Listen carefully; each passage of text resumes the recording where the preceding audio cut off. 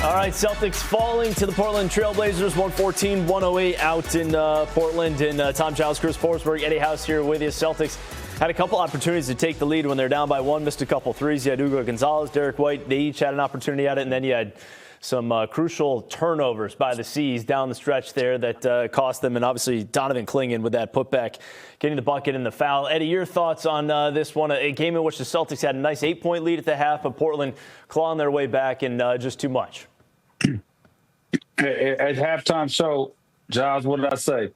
We got to cut down on our turnovers. Our turnovers were they happened in inopportune times, and then we were giving up too many offensive rebounds. Clingan was out there having his way on the offensive glass, and those are things that you can't have happen, especially when you're not knocking down shots. You should be the team that's getting the offensive rebounds, but tonight wasn't that night. What Portland had 15 offensive rebounds. They had 21 turnovers. We should have been capitalizing off of those turnovers, and we weren't able to do that. And then on the flip side, we end up turning the basketball over 20 times. So now it's an even basketball game. Now it comes down to, are you going to make a shot? If you make a shot, are you going to box out? Are you going to get that rebound? If you missed a shot, are you going to get a stop on the other end? And, Portland was able to do that, and we weren't. Just an uncharacteristically cluttered game for the Celtics. Like every opportunity they come out of the gates, it looks like they could blow this team out, and then they kind of let them back in. Everyone seemed to be running the mud a little bit. Maybe we should have expected it going across country, and like the way they've been rolling, they were kind of due for a dud.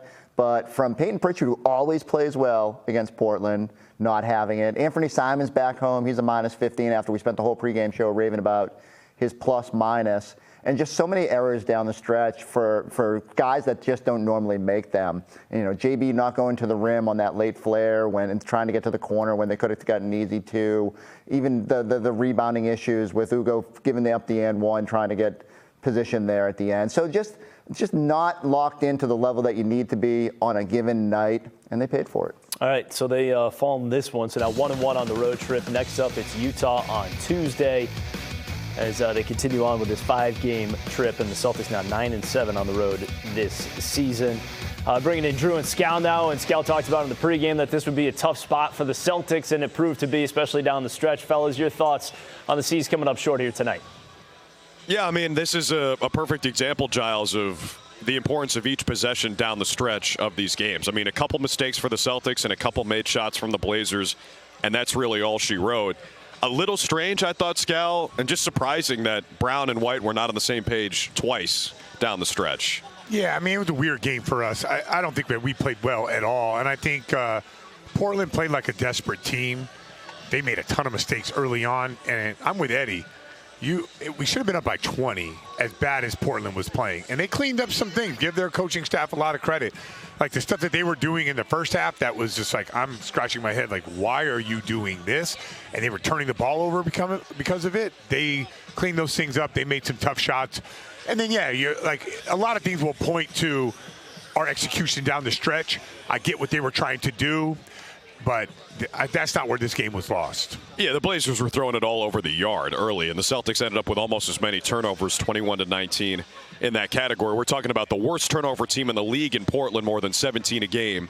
Against the best, the Celtics, about 12 per game. So that's surprising with how the Celtics closed it, turning it over a couple of times. But, of course, what Jaylen Brown did in the first half should not be ignored. No, I mean, sure. That was amazing. He had 27 points before halftime, finishes this game with 37. Do you feel like there was, even more he could have done down the stretch, or what? So this is how I see the game now. I could be completely wrong. Like, we should have went more to the double high screen. That play was really confusing Portland. Now, we got open shots and guys missed them, but I felt like we should have doubled down, tripled down, like, until they guarded that. And they even did a cool, like, our snap action out of that double high screen. And for whatever reason why we went away from that, it ended up being like a kind of a clunky game. But, I mean, Donovan Clingan, I was really excited about kind of seeing him live and seeing what he's going to do in this building. Remember last year Eddie did this game, and I didn't get a chance to come here, and he was a big problem for us. And I don't know if our turnovers was because Donovan Clingan's in there, and all of a sudden you're like, I can't challenge this guy at the rim. It seemed like when he went out, the Celtics were on full attack mode to the rim. So, there's some defensive adjustments that Portland made along the way, but we were really clunky offensively, and I hate to be the guy that predicted it, but I wasn't expecting us to be really good today, and I was really shocked about how well we played in the first half. But give Eddie credit, like we should have had a much bigger lead. For sure. Well, what's your feeling on the next one in Utah? Well, I don't know. We got to take the flight. I don't know until I do it. I'm not one of these guys that when you live it, you know. You're not like a precog from Minority Report? No, you got to do it. You got to right before it's about to happen. Okay. You know. All right. Well, did you watch the movie? Well, I did watch it. Isn't that like the Green Lantern? Yeah. That is like Matt Reynolds with his review, which was a great review, but unfortunately, Giles, it comes in a loss. Dinner on you tonight. I don't think any program publicizes Minority Report, a movie that's from like 15, 20 years ago, more than your Celtics coverage. 114-108, the loss.